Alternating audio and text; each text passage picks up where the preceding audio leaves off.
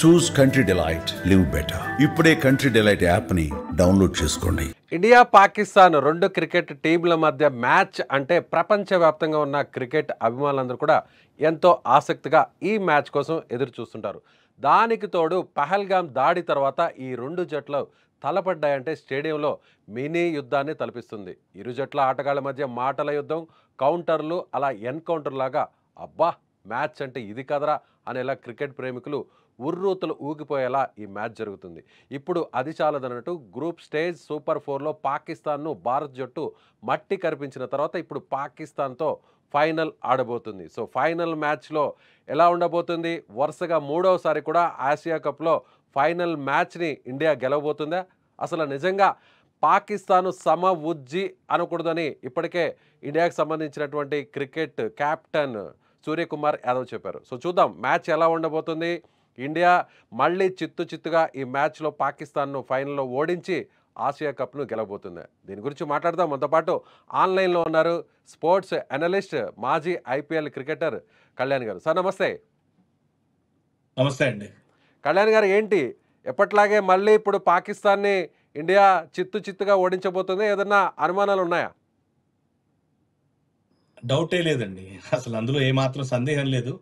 ఎందుకనంటే ఒకప్పుడు మీరు 80లో 70లో ఆ టైంలో 70s తర్వాత 80sలో 90s వరకు కూడా చూస్తే మీరు ఇండియా పాకిస్తాన్ అంటే ఆల్మోస్ట్ రెండు ఈక్వల్ ఒపోనెంట్స్ ఫైట్ చేసుకుంటున్నట్టు అప్పుడు కాస్త పాకిస్తాన్ డామినేట్ చేసేది ఇండియా మీద. బట్ ఇప్పుడున్న పరిస్థితుల్లో Indian team last 2000 Dhoni captaincy, ఎప్పుడైతే ధోని క్యాప్టెన్సీ తీసుకున్నాడో, సౌరవ్ గంగూలీ క్యాప్టెన్సీ తీసుకున్నారో, ఆ తర్వాత నుంచి కనుక ట్రాక్ రికార్డ్ చూస్తే ఇండియా దరిదాపుల్లో కూడా పాకిస్తాన్ ఎక్కడా కూడా క్రికెట్ ఆడట్లేదని క్లియర్గా మనందరికీ అర్థమైంది. అండ్ ట్రాక్ రికార్డ్ కూడా చూస్తే T20లో సూర్యకుమార్ యాదవ్ ఆల్రెడీ చెప్పాడు ఏమని, ఇది ఒక వార్ లాంటి మ్యాచ్, అది ఇదంటే ఊరుకోండి మరీ కామెడీ చేస్తున్నారండి మీరు అన్నాడు. దానికి కారణం కూడా ఏంటంటే మరి వరుసగా ఇప్పటి వరకు జరుగుతున్నటువంటి లాస్ట్ ఒక 7-8 T20sలో ఇండియాదే గెలుపుంది, ఒక్క మ్యాచ్ కూడా పాకిస్తాన్ గెలవలేదు. సో కాబట్టి వన్ సైడెడ్ మ్యాచ్లోనే అవుతుందని నాకైతే అనిపిస్తుంది. అలాగే ఇండియన్ మైండ్ సెట్, అలాగే ఆటగాళ్ళకి సంబంధించిన ఫ్యాన్స్ వీళ్ళందరూ కూడా ఫస్ట్ గ్రూప్ లెవెల్లో జరిగినటువంటి మ్యాచ్ని ఒక రకంగా బాయ్కట్ చేశారు. ఎవరు కూడా అసలు ఈ మ్యాచ్ను చూడొద్దు, పాకిస్తాన్తో ఏంటి మనం కలిసి ఆడడం ఏంటి, పాకిస్తాన్తో షేక్ హ్యాండ్స్ లాంటివి ఇవ్వడం అసలు ఎంత మాత్రం సమంజసం కాదంటూ కూడా ఈవెన్ ఇదే దుబాయ్ మ్యాచ్లో కూడా టికెట్లు కూడా పూర్తి స్థాయిలో కూడా సేల్ కాని పరిస్థితి.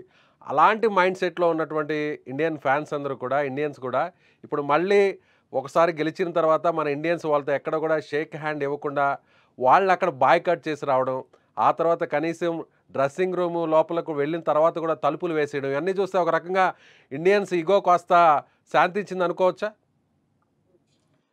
చిత్తుగా ఓడించిన తర్వాత తప్పకుండా ఈగో అయితే ఇండియన్ ఫ్యాన్స్కి సాటిస్ఫై అయి ఉంటుంది. కానీ ఫైనల్లో ఇంకా పూర్తి స్థాయిలో పాకిస్తాన్ పైన గెలిస్తే అసలైనటువంటి కిక్ అప్పుడు వస్తుందని చెప్పి ఇండియన్ ఫ్యాన్స్ అయితే, క్రికెట్ ఫ్యాన్స్ వెయిట్ చేస్తున్నారు. అందులో ఇందాక మీరు అంటున్నట్టు షేక్ హ్యాండ్స్ ఇవ్వకపోవటం అనేది డెఫినెట్గా ఒక డిసప్పాయింట్మెంట్ చూపించినట్టు. అంటే మీరు స్పోర్ట్లో ఎప్పుడు మనం ఏం చేస్తామంటే cricket is a gentlemen's game అంటాం. మ్యాచ్ అయిన తర్వాత ఒకళ్ళొకళ్ళు షేక్ హ్యాండ్ చేసుకోవటం, వెల్ ప్లేడ్ అని చెప్పడం అనేది మనకి ఎప్పుడు క్రికెట్లో వస్తున్నటువంటి ఆనవాయితీ. కానీ ఈ ఏషియా కప్కి ముందు పాకిస్తాన్తో ఇండియా ఆడుతుందా ఆడదా అన్న ఒక డౌట్ ఉంది. ఎందుకనంటే ఏదైతే పాకిస్తాన్ పహల్గామ్లో ఏదైతే ఆ ఉగ్రవాదుల దాడి ఏదైతే చేసిందో, ఆ ఉగ్రవాదుల్ని ఎలా అయితే పాకిస్తాన్ గవర్నమెంట్ వాళ్ళని బ్యాకప్ చేసిందో, అది ప్రతి భారతీయుడిని చాలా కలిచివేసింది. అసలు పాకిస్తాన్ ఇలాంటి పనులు ఎందుకు చేస్తుంది అనే ఒక కోపం ప్రతి భారతీయుడిలో వచ్చింది. దాని తర్వాత ఆల్రెడీ మనం పహల్గామ్ దాడి తర్వాత ఆపరేషన్ సింధూర్ ద్వారా ఏం చేసామో మనందరికీ తెలుసు. కానీ క్రికెట్ ఫీల్డ్లో కూడా ఆల్మోస్ట్ అదే స్థాయిలో విరుచుకుపడ్డారు మన ఇండియన్ క్రికెట్ టీం అని చెప్పి నాకైతే అనిపించింది. ఒక ఫుల్ సాటిస్ఫాక్షన్ క్రికెట్ ప్లేయర్గా, ఎక్స్ ప్లేయర్గా, ఫార్మర్ ప్లేయర్గా, ఒక ఆపోజిషన్ టీం మనకి ఏదన్నా డైరెక్ట్గా చేయకపోయినా వాళ్ళ బిహేవియర్ కానీ వాళ్ళు చేసిన దానికి తిరిగి ఇచ్చేయటం అంటారు కదా, అలా తిరిగి ఇచ్చేస్తే ఆ కిక్కే వేరుంటుంది. ఆ కిక్ నేనైతే యాజ్ అ క్రికెట్ ఫ్యాన్గా, ఎక్స్ ప్లేయర్గా నేనైతే చాలా ఎంజాయ్ చేశాను. తిరిగి ఇచ్చేయడం అంటే, తీసుకున్న దాన్ని తిరిగి ఇచ్చేయడం అంటే ఇప్పుడు వడ్డీతో సహా తిరిగిస్తున్నారనుకోవచ్చా? గ్రూప్ స్టేజ్లో గెలిచాం, అలాగే సూపర్ మ్యాచ్లో కూడా గెలిచాం, ఇప్పుడు ఫైనల్లో గెలవబోతున్నాం. సో వడ్డీతో సహా తిరిగి పాకిస్తాన్కి మన ఇండియన్ క్రికెటర్స్ ఇవ్వబోతున్నారా? 100% అందులో ఏమాత్రం సందేహం లేదు. అండ్ అసలు ఇప్పుడు ప్రస్తుతం ఇండియన్ క్రికెట్ టీం ఉన్నటువంటి ఫేజ్ ఏదైతే ఉందో, అంటే ఐ మీన్ టు సే, ప్రపంచంలో T20 ఫార్మాట్ లో ఇండియా నెంబర్ 1 అనటంలో ఏ మాత్రం సందేహం లేదండి. ఎందుకంటే మీరు నెంబర్ 5 దగ్గర నుంచి కనుక చూస్తే, నెంబర్ 5 లో అక్షర్ పటేల్ ఉన్నాడు, ఆ, హార్దిక్ పాండ్యా ఉన్నాడు, శివం దూబే ఉన్నాడు. ముగ్గురు genuine match winners, all rounders ఉన్నారు అని అంటేనే ఈ టీం కాంబినేషన్ ఎంత బాగుందో అర్థం చేసుకోవచ్చు. అండ్ బౌలింగ్ అంతే బాగుంది. అండ్ పాకిస్తాన్ ఎక్కడ కూడా సార్ ఎక్కడ నియర్ బై కూడా లేదండి. మన ఇండియన్ కాంబినేషన్ బ్యాటింగ్ లైనప్ కానీ బౌలింగ్ కానీ చూస్తే, ఆ ప్లేయింగ్ 11 చూస్తే ఎంత పెద్ద టీం గుండెల్లో అయినా సరే దడబుట్టాల్సిందే. And Pakistan is looking very ordinary team wise చూస్తే. సరే కానీ కళ్యాణ్ గారు, పాకిస్తాన్ మాజీ క్రికెటర్లు కానీ ప్రస్తుతం ఉన్నటువంటి టీం మెంబర్స్ కూడా కాస్త వ్యంగ్యంగా ఇంకా కూడా మాట్లాడుతున్నారు పాకిస్తాన్ నుంచి. సో గ్రూప్ స్టేజ్లోనో సూపర్ లీగ్లోనో ఏదో గెలిచినంత మాత్రాన కాదు, కప్పు గెలవాలంటే ఖచ్చితంగా ఫైనల్ గెలవాలి. కానీ ఇండియాకి ఫైనల్ ఫోబియా ఉంది. ఇప్పటి వరకు పాకిస్తాన్తో జరిగినటువంటి 5 ఫైనల్ మ్యాచ్లో ఇండియా 2 సార్లు మాత్రమే గెలిచింది, పాకిస్తాన్ 3 సార్లు గెలిచింది. ఇటీవల ఐసీసీ టోర్నమెంట్స్లో కూడా కొన్ని మాత్రమే ఫైనల్లో గెలవడం జరిగింది, చాలా మ్యాచ్ల్లో కూడా ఓడిపోయిందని పాకిస్తాన్ ఇప్పుడు గెయిల్ చేస్తుంది. దాని గురించి ఏమంటారు? సార్ ఎప్పుడు కూడా క్రికెట్ లాంటి 100% స్టాటిస్టిక్స్ చాలా ఇంపార్టెంట్. పాస్ట్లో ఏం జరిగిందో ఆ ట్రాక్ రికార్డ్ అనేది కూడా చాలా ముఖ్యం. కానీ ఇవాళ ప్రస్తుతం ఉన్నటువంటి క్రికెట్ మైండ్ సెట్ ఎట్లా ఉందంటే, ఆ రోజు ఎవరు బాగా ఆడారు అనేది చాలా ముఖ్యం. లాస్ట్ T20 వరల్డ్ కప్ మనకి వెస్టిండీస్ అమెరికాలో కలిపి జరిగినటువంటి వరల్డ్ కప్లో మనం చూసాం ఇండియా పర్ఫార్మెన్స్ ఎట్లా వచ్చిందో. ఎక్స్ట్రాడినరీ క్రికెట్ ఆడారు. T20 one day world cup miss అయిపోయినా కూడా T20 వరల్డ్ కప్ మనం గెలిచాం. సో అక్కడ నుంచి కనుక మన గ్రాఫ్ చూస్తే, ఇండియన్ క్రికెట్ టీం గ్రాఫ్ చూస్తే, వేరెవర్ దేకు ఎక్కడికి వెళ్ళినా, ఏ కంట్రీకి వెళ్ళినా, ఏ బైలాటరల్ ఆడినా, లేకపోతే ఏ ఐసీసీ ఈవెంట్స్లో అయినా సరే, ఇండియా పర్ఫార్మెన్స్ చాలా చాలా ఆన్ పార్ పర్ఫార్మెన్స్ ఇస్తున్నారు. బిలో పార్ అయితే మాత్రం లేరు. And all rounders, team combination, bowling combination ఇవన్నీ కూడా చాలా బ్రిలియంట్గా సెట్ అయింది. కాబట్టి ఇండియన్ టీం పాస్ట్ రికార్డ్స్ని మైండ్లో అయితే పెట్టుకోదు. ప్రస్తుతం ఈ యంగ్ ఇండియన్ టీం ఏదైతే ఉందో, ప్రపంచంలో ఎంత పెద్ద టీంనైనా సరే సవాలు విసిరేటట్టు అయితే కనపడుతుంది నాకు. కానీ ఎందుకో పాకిస్తాన్తో మ్యాచ్ అనగానే అక్కడ విరాట్ కోహ్లీ చేస్ మాస్టర్ గుర్తొస్తాడు. సో అదేవిధంగా ధోని కూడా, హిట్టర్ ధోని గుర్తొస్తాడు. అలాగే కెప్టెన్గా రోహిత్ శర్మను మనం చూస్తుంటాం. కానీ ఈ ముగ్గురు కూడా లేకపోవడాన్ని ఎలా చూడాలి? 100% వాళ్ళ షూస్ని అయితే ఎవరు ఫిల్ చేయలేరు సార్. ఎందుకంటే వాళ్ళు ఒక లెగసీని వదిలిపెట్టి వెళ్ళారు. Legends of the game. Dhoni అంటే మనకు తెలుసు, ఆయన is one of the world's greatest finisher. ఆ డౌన్ ద ఆర్డర్ వస్తూ కూడా 50 పైన యావరేజ్ మెయింటైన్ చేస్తూ తనదైన మార్క్, ఒక లెగసీ వదిలిపెట్టి వెళ్ళాడు. దాని తర్వాత విరాట్ కోహ్లీ ఎప్పుడైతే ఆ క్యాప్టెన్సీ అందుకున్నాడో ధోని దగ్గర నుంచి, తను కూడా ఒక మార్క్ వదిలిపెట్టడం మనం చూసాం. Virat Kohli is king of the game, is the chase master, ఇప్పుడే మీరు అంటున్నట్టు. And Rohit Sharma hitman, super cool. అటు aggression from Virat Kohli, calmness from Dhoni, ఇద్దరిది కలిపి పుచ్చుకున్నట్టు చాలా కామ్గా కూల్గా టీంని ఒక ఐసీసీ ఈవెంట్ అయితే గెలిపించగలిగాడు. ఛాంపియన్స్ ట్రోఫీ కూడా గెలవగలిగాం, ఈ మధ్య జరిగింది. అండ్ దానికి ముందు వన్డే వరల్డ్ కప్లో ఎక్స్ట్రాడినరీ ట్రాక్ రికార్డ్ మెయింటైన్ చేస్తూ అన్ఫార్చునేట్ ఫైనల్స్లో ఓడిపోయాం. బట్ ఐ థింక్ వాళ్ళ ముగ్గురిని రీప్లేస్ చేయటం అంటే మాత్రం అది ఇంపాసిబుల్. బట్ గేమ్ ఏంటంటే సార్, ఒకప్పుడు ధోని లేకపోతే ఈ టీం ఏమైపోతుందో అనుకున్నాను నేను కూడా. తర్వాత విరాట్ కోహ్లీ వచ్చాడు. విరాట్ కోహ్లీ లేకపోతే అసలు ఈ టీం ఏంటి? ఎందుకనంటే ఒక క్యాలెండర్ ఇయర్లో గంగూలీ నుంచి కూడా మనం అలాగే అనుకుంటున్నాం. సచిన్, గంగూలీ తర్వాత వాళ్ళిద్దరు పోయాక కూడా సో నెక్స్ట్ ఎవరు అనుకుంటే విరాట్ కోహ్లీ, రోహిత్ శర్మ వచ్చారు. అలాగే కెప్టెన్గా ధోని పోయిన తర్వాత ఎవరు వస్తారు అనుకుంటే మీరు అన్నట్టు ఇప్పుడు వీళ్ళందరూ కూడా వస్తున్నారు. అండ్ ఇప్పుడు మీరు చూడండి, అభిషేక్ శర్మ చూడండి ఎలా ఆడుతున్నాడు. అసలు అసలు అతనికి బౌలింగ్ వేయాలంటే ఎట్లారా బాబు బౌలింగ్ వేయాలన్నట్టు ఉంది, అలా కొడుతున్నాడు ఫస్ట్ బాల్ నుంచి. And this is young Indian team sir. ఈ ఇండియన్ టీంలో కావాల్సిన కాన్ఫిడెన్స్ ఉంది, ధైర్యం ఉంది, మేనేజ్మెంట్ బ్యాకప్ బ్రహ్మాండంగా ఉంది. అండ్ ఈ టీంని ఆపటం అయితే మాత్రం ఇంపాసిబుల్ లాగా కనపడుతుంది. సో కాబట్టి డెఫినెట్గా వాళ్ళనైతే రిప్లేస్ చేయలేరు. కానీ ఇప్పుడున్నటువంటి ఎవరైతే ప్లేయర్స్ ఉన్నారో, they are legends in the making అంటాను నేనైతే. ప్రజెంట్ మీరు అన్నట్టుగా ఇప్పుడు అభిషేక్ శర్మ టాప్ స్కోరర్గా ఉన్నాడు. దాదాపు 248 రన్స్ వరకు కొట్టినట్టున్నాడు అతను. సో ఏంటి అభిషేక్ శర్మని ఏమన్నా బీట్ చేసే పరిస్థితి ఏమైనా పాకిస్తాన్ ఆటగాళ్ళలో కనిపిస్తుందా? సినిమా డైలాగ్ గుర్తొస్తుంది నాకు, అంటారు మేము పిలిచి మరీ కొడతాం అన్నట్టు. రా ఏంటి ఏదో మాట్లాడుతున్నాం, మళ్ళీ మాట్లాడు మళ్ళీ అన్నట్టు ఆ లెవెల్ స్లెడ్జింగ్ చేసి మరీ బ్యాటింగ్ చేస్తున్నాడు. Which is very impressive. ఆ అగ్రెషన్ కావాలి. కాకపోతే ఎప్పుడు నేనేం బిలీవ్ చేస్తానంటే, cricket is a gentlemen's game. Aggression, controlled aggression ఉండటం చాలా ముఖ్యం. ముఖ్యంగా రఘు చేసినటువంటి ఏదైతే ఆ సంజ్ఞలు, ఆ సైగలు, సో మనకు సంబంధించినటువంటి కొన్ని ఫైటర్ జెట్స్ను కూల్చేసినట్టు, వాళ్ళకి సంబంధించిన మిసైల్స్ వచ్చి మన భూభాగం మీద పడినట్టు, ఇలా రకరకాలుగా ఇవన్నీ కూడా చూసాం. అలాగే ఎవరైతే ఫరాక్ ఖాన్ అతను కూడా సో హాఫ్ సెంచరీ పూర్తి చేసిన తర్వాత గన్ పెట్టినట్టు బ్యాట్ని పట్టుకోవడం, ఇవన్నీ కూడా వీటన్నిటికి కూడా కేవలం మన బాల్తో బ్యాట్తో మనం సమాధానం ఇస్తున్నాం అనుకోవచ్చా? 100% క్రికెట్ మళ్ళీ చెప్తున్నాను. పిల్లలు ఎవరైనా సరే, ప్రతి ఒక్క పిల్లలు వాళ్ళ దేశంలో అవ్వచ్చు, మన దేశంలో అవ్వచ్చు, ఎవరైతే ప్లేయర్స్ ఉన్నారో వాళ్ళని చూసి చాలా స్ఫూర్తిని పొందుతారు, ఇన్స్పైర్ అవుతారు. మనకి స్పోర్ట్ అనేది అన్ని జీవితాన్ని నేర్పిస్తుంది. మీరు ఒకళ్ళకి ఆదర్శంగా ఉండడానికి ప్రయత్నం చేయాలి కానీ, మీరు మీ చేష్టల వల్ల మీ ఏదైతే మీ దేశంలో జనరేషన్ ఉందో వాళ్ళు కూడా అయ్యే నేర్చుకోవాలన్న ఇంటెన్షన్ ఏదైతే ఉందో అదైతే అస్సలు కాదండి. నేనైతే ఒకటే బిలీవ్ చేస్తాను, యథా రాజా తదా ప్రజ. మనకి దేశ ప్రధాని ఎంత గొప్పగా ఆయన దేశాన్ని ముందుకు నడిపిస్తున్నారో మనం చూసాం. వాళ్ళ దేశంలో వాళ్ళ పరిస్థితులు ఎట్లా ఉన్నాయో మనం చూస్తున్నాం. It comes from the top level sir. మీరు పైనుంచి ఏదైతే డిసిప్లిన్ ఉంటుందో ఆ డిసిప్లిన్ అందరికీ, ప్రజలు అందరిలో కూడా ఫాలో అవుతుంది. అండ్ హ్యారిస్ రాఫ్ అండ్ మిగతా బ్యాటర్ ఏదైతే ఆ గన్ను పెట్టి ఏదో చేసినట్టు చేసి, నాకైతే వాళ్ళు somewhere they are last year లాగా అనిపిస్తుంది. Pakistan I think they need to improve their standards.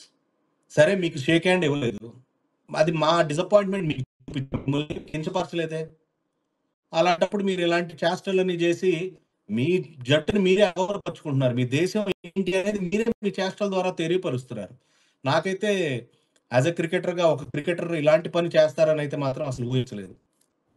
So అదేవిధంగా ఇప్పుడు మన ఇండియన్ క్రికెట్ టీంలో అభిషేక్ శర్మ ఒక రకంగా సంచలనం, విధ్వంసం సృష్టిస్తున్నాడు. పాకిస్తాన్ కానీ ఏ టీం అయినా సరే ఖచ్చితంగా అతను ఓపెనింగ్ బ్యాట్స్మెన్గా అతను ఆడుతున్నటువంటి తీరు వల్ల ఇవాళ ఇండియా ఇన్ని మ్యాచ్లు కూడా గెలవడానికి కారణంగా మనం చెప్పుకోవచ్చు. అయితే ఇప్పుడు షోయబ్ అఖ్తర్, పాకిస్తాన్ మాజీ ప్లేయర్, అతను ఒకటే మాట అంటున్నాడు, ఒక్క అభిషేక్ శర్మను అవుట్ చేస్తే చాలు, ఇండియా పని అయిపోయింది, పాకిస్తాన్ గెలవడం చాలా ఈజీ అన్నట్టుగా మాట్లాడుతున్నారు. ఏమంటారు?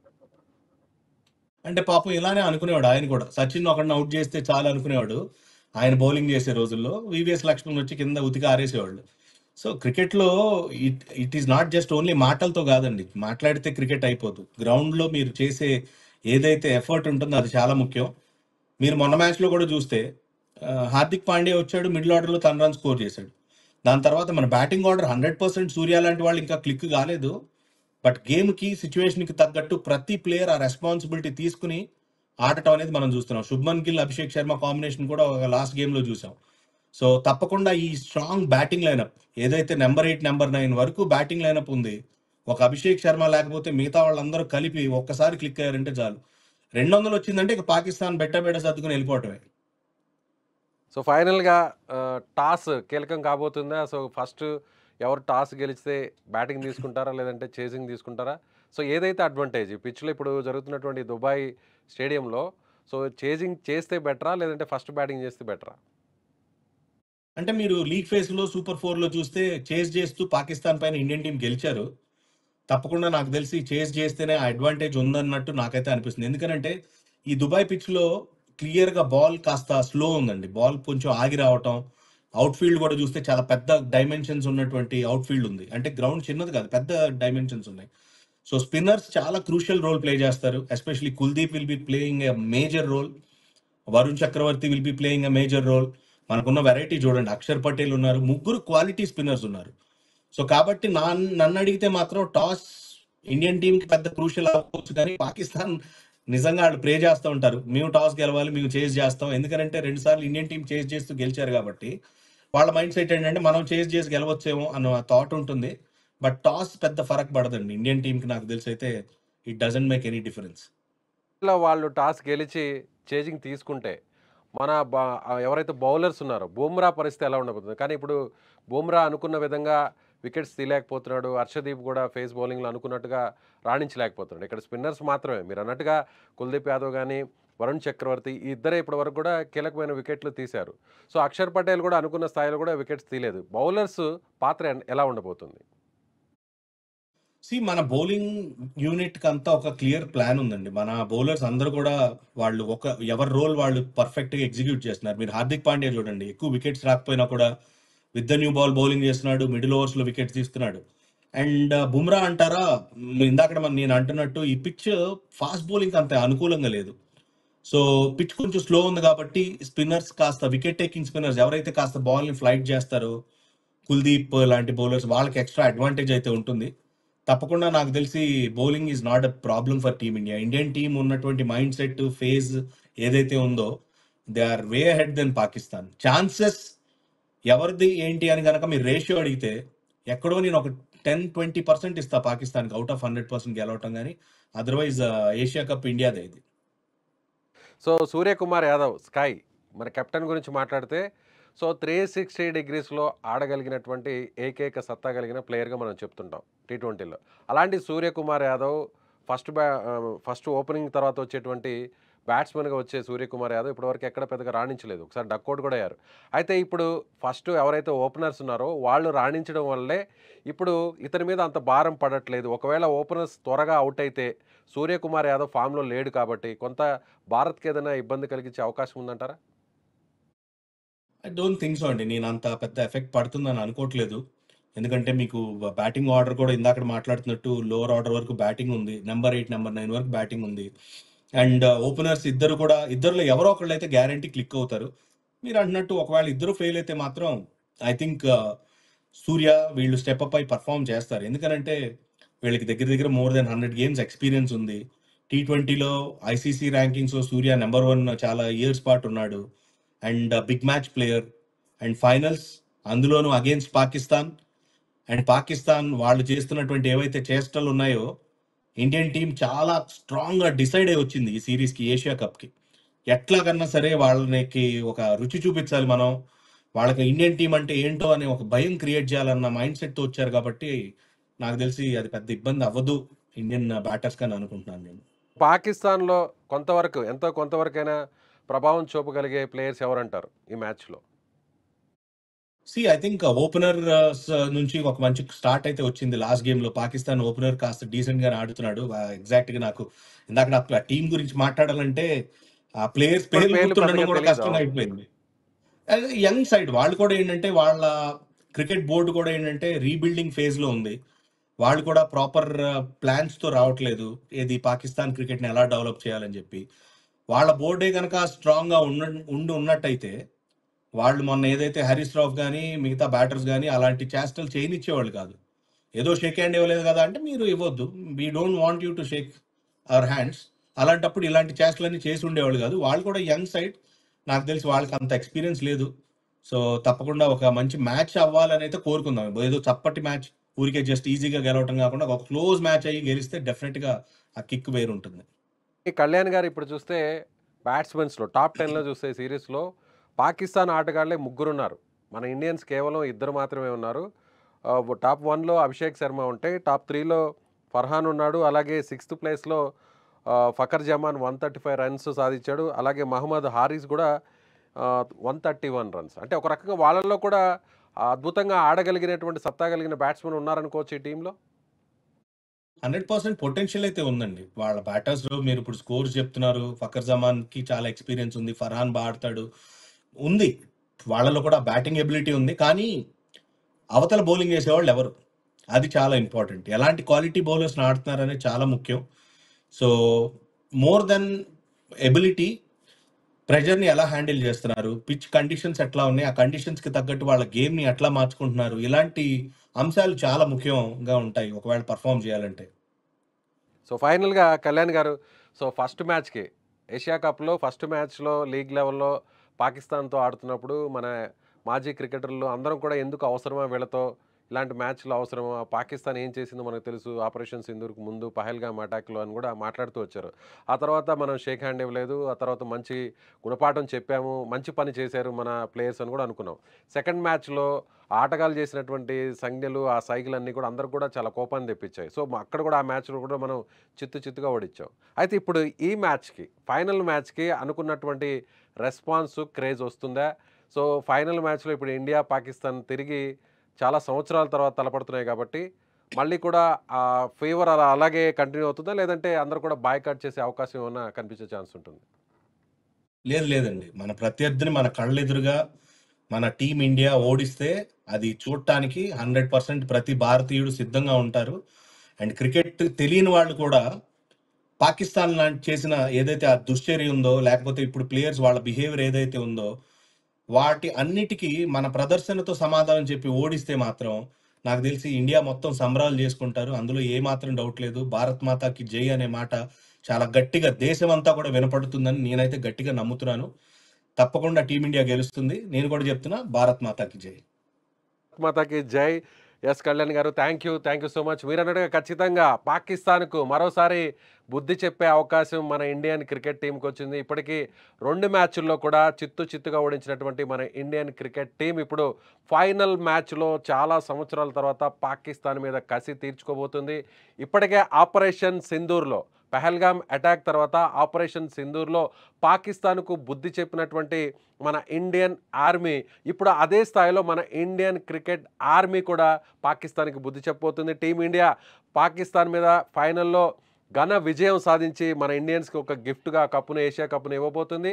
పాకిస్తాన్ చిల్లర చేష్టలకు, పాకిస్తాన్ చేస్తున్నటువంటి సైకిల్కు, పాకిస్తాన్ చేస్తున్నటువంటి చేష్టలకు సరైన గుణపాఠం చెప్పడానికి మన ఇండియా సిద్ధంగా ఉంది. సో రాబోయేటువంటి సండే ఇండియా పాకిస్తాన్ మ్యాచ్తో ఒక్కసారిగా ప్రతి ఇండియన్ కూడా పాకిస్తాన్ను చిత్తుగా ఓడించి తిరిగి పాకిస్తాన్కు ఆ క్రికెట్ ప్లేయర్స్ను పంపించడానికి మన ఇండియన్ క్రికెట్ టీం సిద్ధంగా ఉండడాన్ని, ఆ విజయాన్ని కళ్ళెదుటుగా లైవ్లో చూడడానికి ప్రతి భారతీయుడు కూడా సిద్ధంగా ఉన్నారని కళ్యాణ్ గారు చెప్తున్నారు. ఖచ్చితంగా మనం అందరం కూడా ఇండియన్ టీము పాకిస్తాన్ను చిత్తుగా ఓడించాలని కోరుకుంటున్నాం.